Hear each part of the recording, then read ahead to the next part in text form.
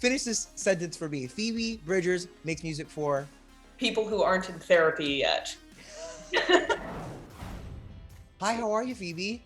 I'm great. How are you? I love the onesie. I was like, Phoebe Bridgers has a skeleton onesie, so I'm gonna wear a skeleton onesie in your honor. Perfect. It's so great. Do you know what you're gonna wear to the Grammys? Are you gonna bring that spooky or skeleton vibe on Sunday? Yes, that's the plan. Yeah. Something skeleton-y. I can't wear it for the whole thing, and plus I'm gay and love a costume change, so I'm gonna take this off.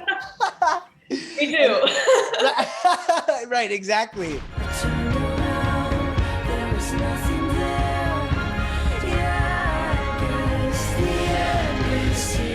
Let's talk about these Grammy nominations, Phoebe. I'm gonna list them out. Best Rock Performance, Best Rock Song, Best Alternative Album, and Best New Artist. I mean, congratulations. What are you feeling going into Sunday? Nervous. I can't imagine it. You know, especially now with this wild time that we're all in, I have no idea what it's going to be like, you know? Yeah. Was being nominated and going to the Grammys kind of on your bucket list? Definitely, but probably not since I was like 10, because it's hard to imagine, especially as an indie folk singer, for most of my records. You know, the fast songs on my records are few and far between. So definitely dreamed about it as a kid, but didn't have any expectations as an adult. So it's that makes it even better to have not expected it. Now I hear you get to take one person with you to the Grammys. Who's that person for you? Who's your date? My date is my little brother Jackson, which is very misleading because he's a lot taller than me. Okay, so your tall little brother. Yeah. That's so exciting. You guys are in for such a fun night. I'm really excited for you. I read somewhere that you said not telling the truth is exhausting. So tell me the truth. How badly do you want to win a Grammy? Or is it really an honor just to be nominated? That's really what it, like, so much. It's just wild to me that I'm nominated, especially with people I'm such a huge fan of. Yeah. Like this year specifically, and the pandemic bringing us, or me personally, closer to music that comes out. Like I listen to everything as it's coming out. And so seeing my name on a list with people whose records I just was obsessed with is so cool. You are one of 3 LGBTQ artists nominated for Best New Artist.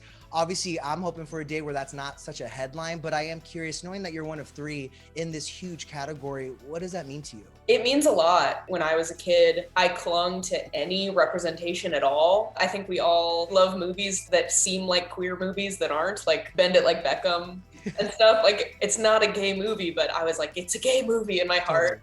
So I think that not reaching so far for it and there being more representation is so meaningful, and it would have really helped me as a kid. So it's cool. Absolutely. And think about you helping so many kids now. I mean, does that feel like a weighted responsibility? No, I mean, it does feel like a responsibility, but I feel like all I can really do is tell the truth. Right. And then people who resonate with me will find me. I feel the same way about my music. So much of that honesty and that answer is also in your songwriting. All the bad dreams that we had, show me yours. You know, it's so raw, it's so pure. What does it feel like to be celebrated for literally cracking open your heart, like in your music and in your work? It's wild, especially being alone all the time. It's very weird. It's hard to really feel, but I'm excited to get on the road and feel it for real.